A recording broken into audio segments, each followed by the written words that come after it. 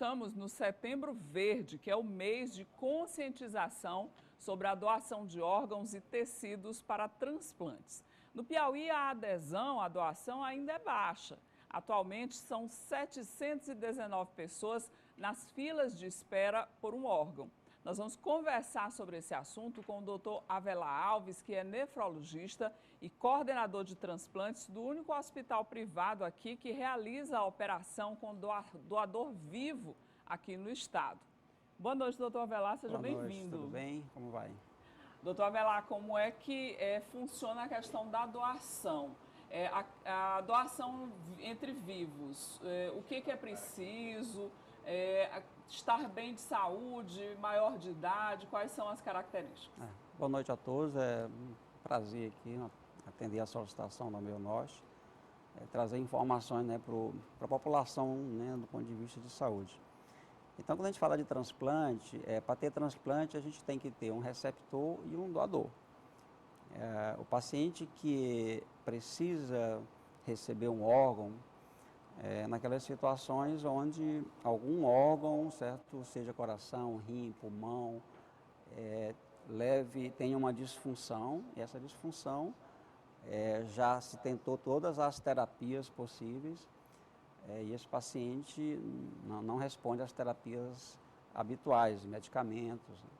E aí dessa forma ele precisa então receber um órgão novo, né? E esse órgão ele pode vir, certo, de um doador falecido ou de um doador vivo, né? Então as situações elas são particulares no que diz respeito à doação, né, de órgãos. No paciente que é doador vivo, esse paciente ele tem alguns critérios. Os critérios básicos são, primeiro, ele precisa ser juridicamente capaz. Então, a legislação atual no Brasil, tem toda uma legislação que rege, né, esse mecanismo, esse protocolo de doação, captação e distribuição dos órgãos. Esse paciente precisa ser juridicamente capaz, ou seja, não pode ter nenhuma doença mental, ser maior de 18 anos, né, isso por lei é assim.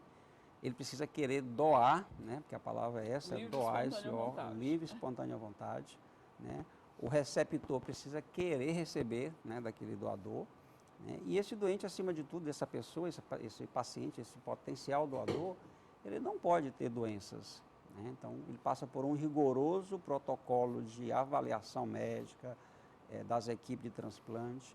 Então, esse é ponto fundamental, de que ele não tenha nenhuma doença mental, nenhuma doença física e seja juridicamente capaz. Então, esses são os princípios. A doação intervivos, quais são os órgãos que podem ter esse tipo de doação?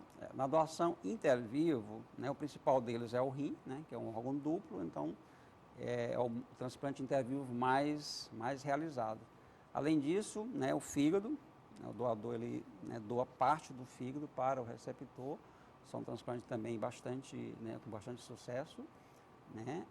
Outro órgão sólido que as pessoas não sabem, mas pulmão também pode ser doado intervivo, onde o doador ele retira uma parte do pulmão e, né, transplanta para o receptor, isso de órgãos, né? E de tecido, o principal deles, né, é a medula óssea, né?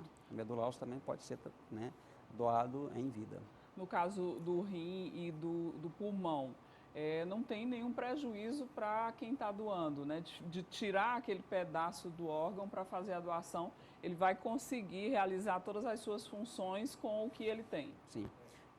Só o exemplo do rim, que é a nossa expertise, né? Então, nos rins, né, existe mais de 1.200.000 células.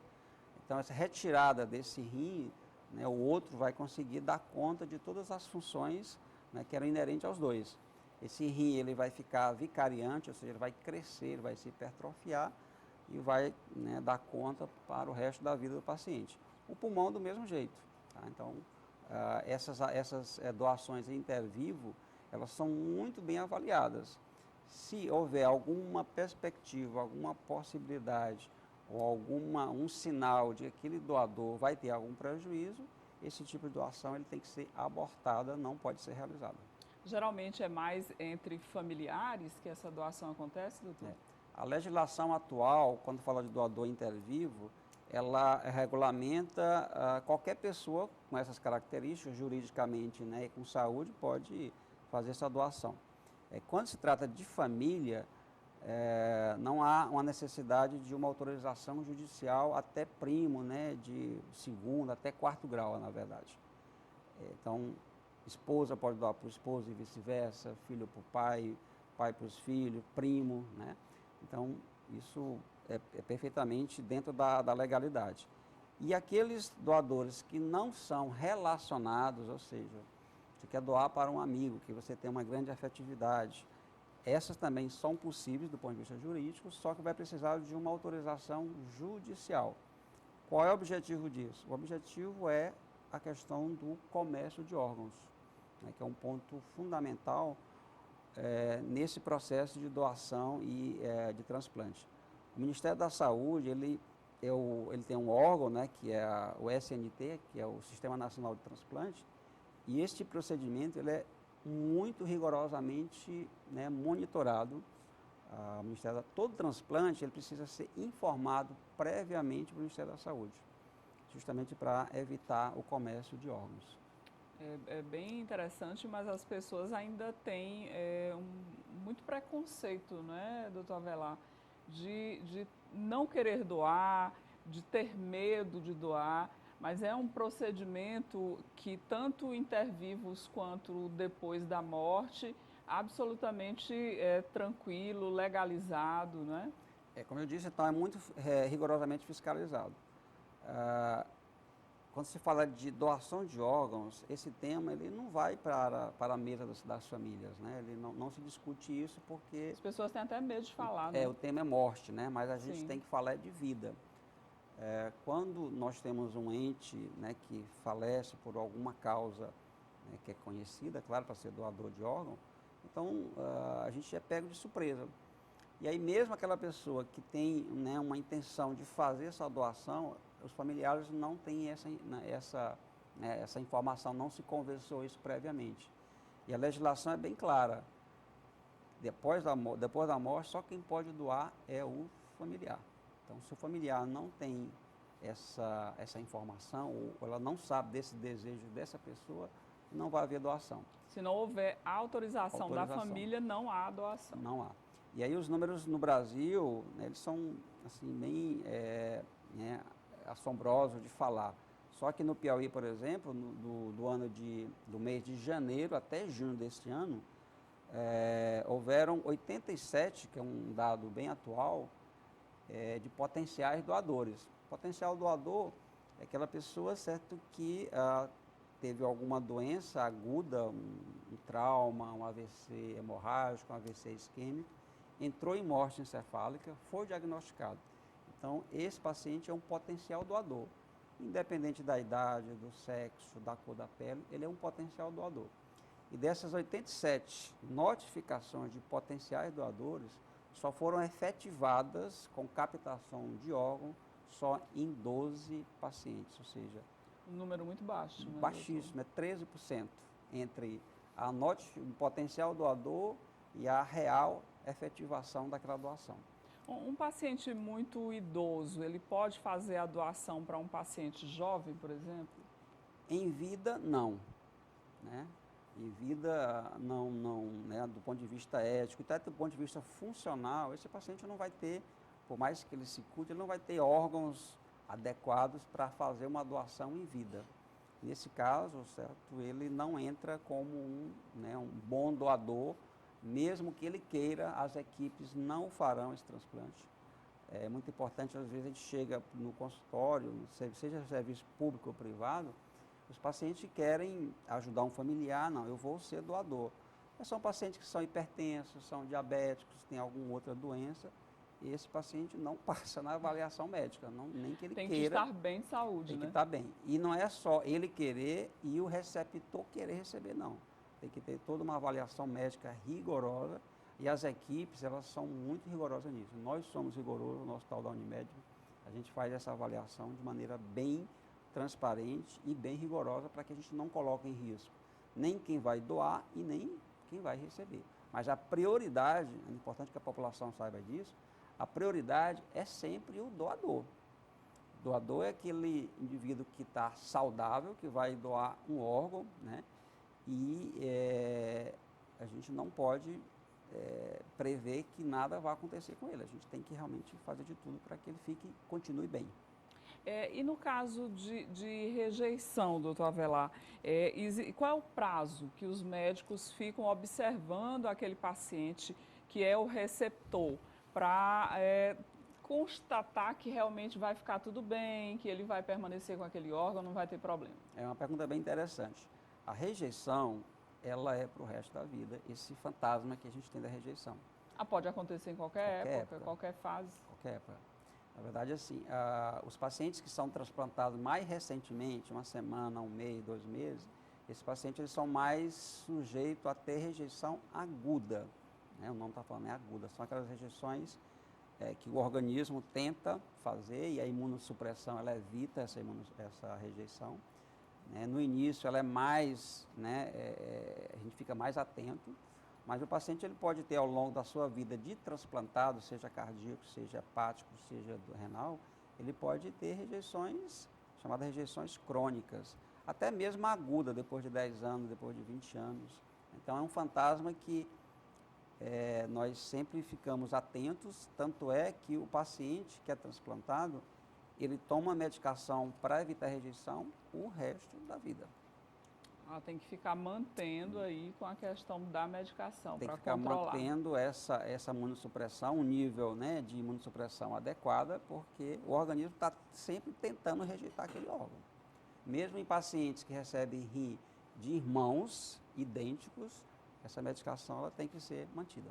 É um corpo estranho, né, dentro daquele organismo. Sempre será um corpo estranho. Doutor Avelar, a gente sempre tem algumas falas muito preconceituosas em relação à doação, principalmente das pessoas que não têm muita informação sobre esse assunto, né?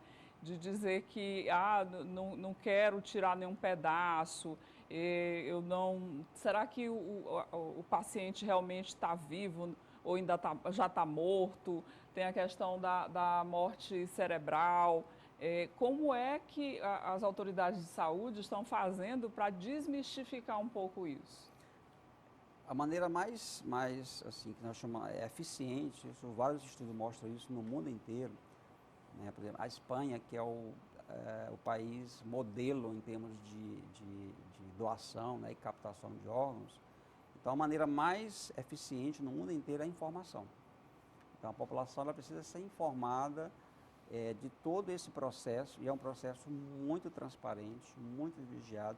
Então, o paciente que entra em morte encefálica, ele deu entrada no Hospital Público Privado de Teresina após um acidente de trânsito, teve um traumatismo crânioencefálico, e esse paciente, ao longo da sua internação ou imediatamente, ele entra em morte encefálica. O que quer dizer isso? Que todas as suas atividades cerebrais, seja fluxo sanguíneo, atividade elétrica, atividade metabólica, elas estão ausentes e ausentes de uma maneira irreversível. Essa é a palavra, irreversível. Então, esse paciente, ele está sendo mantido lá com o coração batendo, com o pulmão ventilando através de um aparelho. Tá? Então, esse tipo de informação ele precisa ser passado para a população precisa entender esse processo. E a gente só vai conseguir isso educando as pessoas, mostrando a transparência desse processo. São protocolos rígidos, e é dessa maneira que nós vamos conseguir com que as pessoas doem mais os órgãos dos seus familiares. E mais uma vez deixar claro, só tem doação se os familiares autorizarem. Senão, nem o governo federal, nem estadual, as centrais de transplante, ela tem comissões intra-hospitalares. Quando um paciente entra em morte encefálica, essa comissão ela entra no cenário, ela notifica, depois ela aborda a família. Quando a família diz não, o processo encerrado o assunto. Encerrado o assunto. É verdade, é preciso ainda um processo educativo muito forte nesse sentido, porque muitas vidas podem ser salvas, doutor Avelar, com essa doação, que é um ato de amor A gente sabe que aquele momento da morte do ente querido, do familiar, é um momento muito Doloroso. doloroso, muito delicado também, mas é preciso falar sobre esse assunto, né? Falar sobre esse assunto, só para que a população entenda, os dados, assim, os números, eles são muito desfavoráveis à nossa comunidade. Dessas notificações que foram, né, realizadas e somente 13% foram, né, efetivadas, a grande dificuldade em efetivação, sabe qual foi? A negativa da família. Em 75% dos casos, houve uma negação, nem se conversou sobre o assunto. E as outras contraindicações eram por outras doenças, né? Às vezes o paciente tem alguma contraindicação clínica, né, médica, para ser um doador de órgão. Mas a grande maioria, né, ou seja, 2/3, foi por negativa da família. E o que a gente quer através desse programa, esse mês nós fizemos muitas campanhas em relação a isso. A gente não está aqui fazendo estímulo à doação em intervivo, né? A gente faz uma avaliação muito rigorosa disso. Mas, acima de tudo, a doação, né, é no que os pacientes, né, de diagnóstico de morte encefálica, que nós chamamos de doação através de um doador falecido. A gente queria agradecer, doutor Avelar, a sua participação aqui no Canal Saúde, muito esclarecedora a sua entrevista, e é preciso que a gente fale mais sobre esse assunto para que amplie ainda mais as chances da gente salvar vidas. Uma ótima noite para o senhor. Obrigado. Eu que agradeço.